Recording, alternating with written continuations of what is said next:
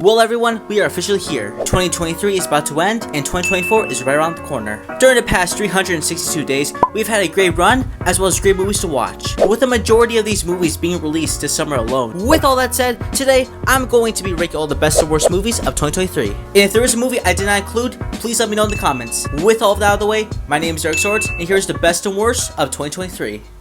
Krakens are majestic creatures. Boom! At the very bottom of this list, we're starting off with Ruby Gillman's Teenage Kraken. Normally, I would be scared of how people would react if I put anything into last place, but considering no one saw this movie, I think I'm good. Now that's not to say that this movie's bad. I do like the simple yet energetic designs of the characters, as well as a simple story. The only problem for me was that the story was not only simple, but it was pretty boring. Like, I feel like all the stuff that happened in this movie, I probably saw in others and done better. We got the powers from the MCU, the high school theme from another high school movie. Yeah, but overall, this movie just wasn't interesting. And it doesn't help that Pixar already gave us Luca, arguably the Butterfish movie. So yeah, 2023, bottom of the list, Teenage Kraken.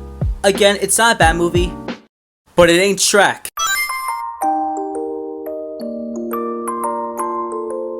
Coming as second to last, we got the remake for the Little Mermaid. There really isn't much to say about this movie, if you want to call it that. It's just one of the millions of other live action remakes Disney keeps spamming out. But what I will say is that it's not the worst remake. That prize belongs to Mulan. Seriously, what the— Take a note of this. Dishonor on you! Dishonor on your cow!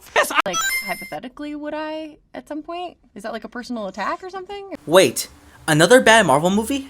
This soon? While recording, The Marvels is the latest movie in the MCU, and it's also the worst. I'm not gonna go into detail, but I will say that this movie is a perfect reflection of the modern MCU, where they focus more on trying to look more progressive instead of good storytelling. And it doesn't help that the effects look worse than a PS2 game, and that's an insult to PS2 games. I'm glad that the actor and writer strikes are both over, but considering how much pressure Disney's putting onto their special effects team, I would not be surprised that in the next 5 years or sooner, they go to strike as well.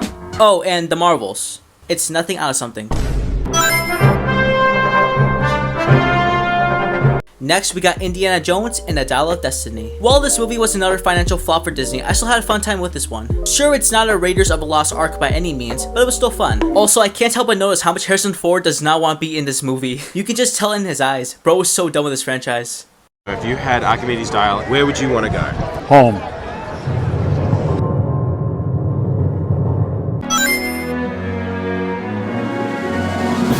Wish. I wish I never saw this. That's all I got! Yes, I did put Antman 3 before Indiana Jones and the Marvels, so before you get angry, let me explain. Antman 3 is not a good movie. I know, shocker. While this movie ended up being a sloppy made nothing burger, there was stuff in there where if Marvel took the time, this could have been a good movie. The reintroduction to King, the quantum realm, learning more about Janet's backstory, Cassie becoming an Avenger, there was something there. But as it is, Ant-Man 3 is at the bottom of this list. Also, there was no Luis. 0 out of 10. Run, Barry, run. There was no saving this movie. I'm just telling you right now. With Ezra Miller's allegations, the scheduling, a jump to director, story to story, there was no saving The Flash. Similar to Ant-Man 3, The Flash had a lot of weight on his shoulders, with one introducing the main villain of the MCU, and the other giving us our very first Flash movie, as well as trying to find a way to reboot the entire DCEU, as well as adapting the entire Flashpoint storyline without Reverse Flash. Look, I'm sorry, but that was such a bad idea. I'm gonna try my best to make this short, but basically the Flashpoint storyline is about Barry Allen going back in time to save his mom from dying. But because of this, he ended up changing the future, and in the end, it was revealed that Reverse Flash was responsible for everything because he was the one who killed Barry Allen's mom in the first place. With that said, it's fair to say that Reverse Flash is pretty important to the story. So where was he? In the movie, Barry's mom dies, but he never explained how. We can clearly see that she was wounded, but he never tell us. And for this as the main story of the movie, it just becomes a headache. Honestly, if you want to see a better version of the story, I recommend watching the animated movie, or go rewatch the first 3 seasons of The Flash. Trust me, it's a lot better. Since this movie flopped in the box office, the odds of us getting a sequel are close to 0, meaning that we'll probably never see a live action Eobard-thon in a while. Gee, thanks Ezra Miller. Not even CGI Nicolas Cage could have saved this movie. But hey, at least we got Supergirl. This year, we got Pixar's latest movie, Elemental, which follows a fire person named Ember, who falls in love with a water boy named Wade. But wait! Fire and water can't be together? That's not physically possible. Well, despite all odds, they end up together, and proving the world wrong. That's what the marketing wants you to believe. While sure, that is the overall plot of the story, Elemental isn't just some corny romance for kids, but is in fact a story about immigration and trying to stay close to your roots. The movie was directed by Peter's son, who took inspiration from his own life to make this movie. This is where we get the inspiration of Korean culture through Ember and her family. While not Pixar's best movie, it's pretty underrated, and it doesn't help that the marketing didn't show the other sides of the stories and just focused on water and fire. Kiss. I just don't know who I am without you. We made it, guys. We're finally talking about the good movies now. The Barbie movie was pretty good. Even without the whole Barbenheimer meme, this was still a fun movie. I liked how this movie was able to go silly and fun, while also having some more grounded moments throughout. And can we just acknowledge how crazy this cast is? How come no one was talking about Will Ferrell being in this movie? Oh, and Scott Pilgrim? I do not care that I was not the main demographic for this movie. This was awesome. You and me, son, are different. Aquaman 2.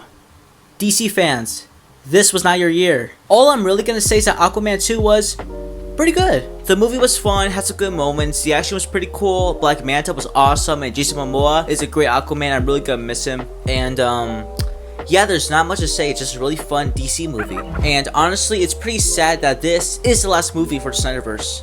Whatever happens next is in the tiny hands of James Gunn. But hey, at least we're gonna get Superman Legacy. Woo! For those who don't know, this movie is a Netflix exclusive, meaning that this movie did not get a big movie theater release. But considering how interesting this movie is, I thought I should at least mention it. The movie is about a knight who is framed for a crime he did not commit. Later in the movie, he meets a shapeshifter named Nimona, and together, they fight side by side while trying to clear the knight's name.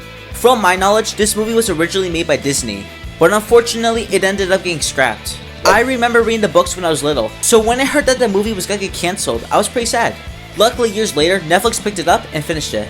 Overall, just really great movie. And hey, if we were able to get a Nimona movie, maybe we could get a movie about the Amulet books? Huh? Huh? Peaches, peaches, peaches, peaches, peaches, peaches, peaches, peaches, peaches, peaches. After the massive success that was Detective Pikachu, Hollywood realized that if done correctly, a video game movie could actually be good. Later, Paramount would give us the Sonic movies, so it was only a matter of time till we got this one. And after years of waiting, we finally got our very first Super Mario Bros. Movie. That one never happened. But after a few rewatches, is the Super Mario Bros. Movie good? Well, that's kind of hard to say. While I do think the visuals are great, I can't say the same for the story. Even though this was a Mario movie, it didn't feel like a Mario movie. Saying that out loud, I just realized how dumb that sounds. Because how can you even make a Mario movie? The reason why the Sonic movies were successful was not only from the characters and the fun Easter eggs from the video games, because a lot of the best Sonic games have lore, that have good stories, give you the writers something to work with. Whereas the Mario movie, it felt like all they had were the characters and Easter eggs. Unless this movie was based on something like Mario Galaxy, I don't know how they could have figured out the world building, let alone the story. Also, we cannot find a way to escape from him. I'm not gonna say if, because there's no way Illumination is just gonna stop at one movie. So when we do get a sequel, bring my boy back. Dude, I could beat gaming. I've never been a huge fan of the Ninja Turtles. While I did grow up with stuff like the Nickelodeon series and the 2014 movie, I never really found myself connecting to this franchise like Marvel or Transformers. While recording, I just realized that the movie from 2014 is gonna turn 10 next year. Wow. It's only 30 years old. I remember seeing this in theaters. But despite my lack of knowledge for this franchise, I actually really like this movie. I like that now we have teenagers playing teenagers in movies and not actors in their early 30s. Why did it take so long? I really like the visuals, it reminds me a lot of Spider-Verse, and also the casting was really good. Gumball's Leonardo was awesome, and Jackie Chan as Splinter is perfect casting. And that post-credit scene? Yeah, you know I'm excited. You don't understand that you're talking to like a Michelangelo of my time, right? Like a I think he likes me. Man, Warner Brothers really screwed this movie over. With Blue Beetle releasing after the dumpster fire that was The Flash, it's fair to say that no one was really excited for this one. Which is a real shame because there's so much to love about this movie. The action is cool, I love the representation of Hispanic culture, George freaking Lopez. No way, and Becky G? Baby? While not the most groundbreaking movie, it was still awesome. Am I biased? Of course I am, way! Soy mexicano! I did watch the first 3 movies growing up and saw the new one from 2018, so I am pretty familiar with the Saw franchise, and this one was pretty good. I liked how this movie focused more on John Kramer. Good deaths. It was a good time. La mano arriba, cintura sola, da media vuelta, danza con duro. Wow, look, another franchise calling its 10th movie X. 2023 was really the year for X, because we got X.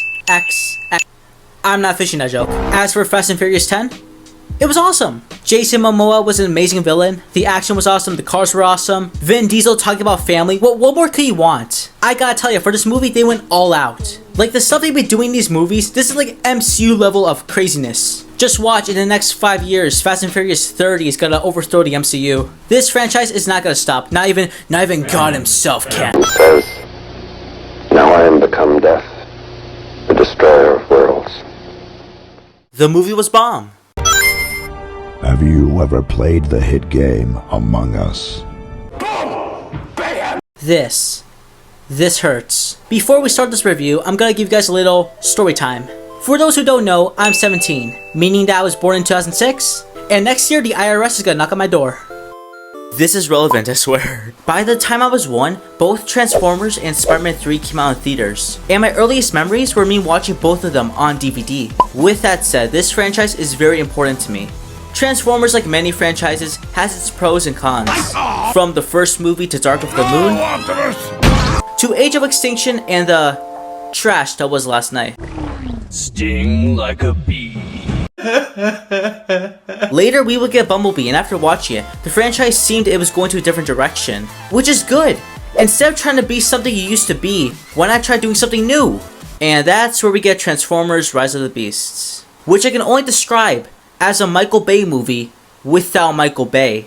Like, I don't even know what they were trying to do, because after Bumblebee, it seemed like they were gonna take this franchise to a different direction, but now they're just going backwards. From the action, the jokes, they even brought back Optimus's mouth. Like, are you kidding me? We already spent the last 17 years looking at this guy's mouth, and we finally got his mouth guard in Bumblebee. Why undo this? Also, can we talk about the CGI? I'm not gonna blame the VFX teams, because we know they're doing their best. However, I am gonna blame the studios to keep overworking them in the first place. And because of the VFX teams getting overworked and having unrealistic deadlines, the CGI is not gonna look great. Just look at this scene compared to the first movie back in 2007. Honestly, this movie was really disappointing. It's like going to your kid's soccer match where he makes a few goals but his team loses. Sure, congratulations, but I mean, you still lost. I would not put this movie on the same level as The Flash or The Marvels because I refuse. Hopefully the franchise gets better, but as it stands, Transformers Rise of the Beasts is... My daughter, if you can hear me, I knew you would return as well. It's in your nature to protect. After 8 years of waiting, we finally got the FNaF movie. Woo! Honestly, I had a great time watching the FNaF movie. Sure, I'm not the most hardcore fan, but I did see a couple of game theories, so you know, don't worry, guys. I'm caught up to the lore. I like how this movie took inspiration from the games and books and just kind of Frankenstein them together into this one movie. I do like Josh Hutcherson, you know, he's a good actor, and I think he did a great job playing Mike. As for the actual animatronics, woo, baby, they look amazing, you know, an exact copy of the games. But wait, but Bonnie's not purple. Whoa, now Laura accurate. Speaking of purple, Matthew Lillard as William Afton, peak. Just William Afton was an absolute menace in this movie, and I love it. Overall, this movie was pretty good. Besides the lack of Marky, I had a good time watching this movie. And if you're a FNaF fan, old and new, I think you'll like it too. I'ma say it. It's better than the Mario movie. I'ma say it's better. No. Wait. Oh, hey Chris Pratt. You're not still mad about my last review now, are you? Chris? Where are you going? Oh, bye. Love you. He'll be fine. Now, aside from stuff like Spider-Verse and Loki Season 2, Guardians 3 was the only Marvel movie I was looking forward to this year. After coming back from Antman 3, Hell no, man. What the fuck, man? I really tried to lower my expectations for this movie. And because I lowered my expectations, this movie was just 1,000 times better than it already was. I am sad that James Gunn left the MCU because he gave us an amazing story with Guardians 3. And it's just amazing how they were able to give massive character arcs for both Peter and Rocket in the same movie without it feeling rushed. Great movie, amazing trilogy. Three men in a bar with A pencil. I know, I've heard the story, sir. pencil. John Wick isn't only an amazing franchise, but it's probably one of the best ones we've seen in the last 10 years. There has never been a bad movie, nor a bad moment. Usually when the movie gets a sequel, it ends up being worse than the last. But as for John Wick, it's the complete opposite. Somehow, I don't know what kind of voodoo Hollywood is using, or which director had to sacrifice his soul, but each John Wick movie is better than the last. It's evolution. And that's absolutely the case for John Wick 4, where he took everything you love about this franchise and cranked it up to 11. The cinematography is great, the soundtrack is awesome, the actors are amazing, and of course, the action. If you thought the action from John Wick 3 was insane, you've seen nothing yet. Even though this was supposed to be the last movie in the franchise, there have been reports that we might get a John Wick 5 and an anime series. And as cool as that sounds, I hope that Hollywood doesn't ruin this franchise by adding more sequels.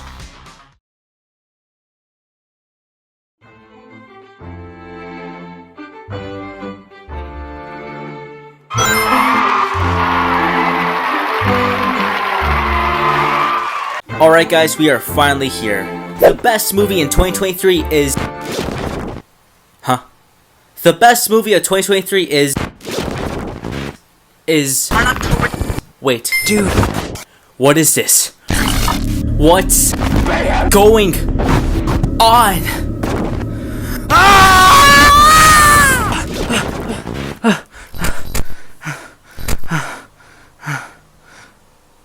Okay. This is actually pretty fitting because for the movie of 2023, it's Spider-Man Across the Spider-Verse. Now, do I need to explain? What can I say about this movie that hasn't already been said? I mean, Into the Spider-Verse was already one of the best Spider-Man movies, as well as the best animated movie in the past 10 years. With that said, Across the Spider-Verse had a lot of expectations, and believe me, they did not disappoint.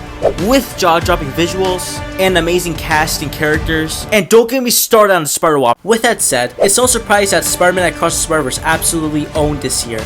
And if you've been on this channel for a while now, think about it, you would know that here Spider-Man is kind of a big deal. My only real complaint would be that it's not a complete story. That's why it's kind of hard to compare this movie with something like Spider-Man No Way Home. Because unlike Spider-Man No Way Home, where it was a full story with some setup for the future, a majority of Spider-Man Across the Spider-Verse was just setup, and not a complete story. But with that aside, this movie was amazing, and after my third rewatch, I still feel the same way. Oh my god, and that soundtrack, boy! Bro, I swear in this movie, Metro Boom was cooking! Like, till this day, I still don't know which soundtrack is better. But I'll let you guys decide. Comment down below which soundtrack you think is better. Into the Spider-Verse or Across the Spider-Verse. Also, we can't forget. With that said, my name is Eric Swords, and this was the best and worst movies of 2023. Thank you guys so much for watching. This video took a while to make, plus it was the holidays, so I was pretty busy. I hope you guys had an amazing Christmas, Hanukkah, and everything in between. I know that next year might be scary, especially for those who will turn 18, but I just want to say that everything is gonna be okay. And if we are gonna go into the new year, let's face it, together.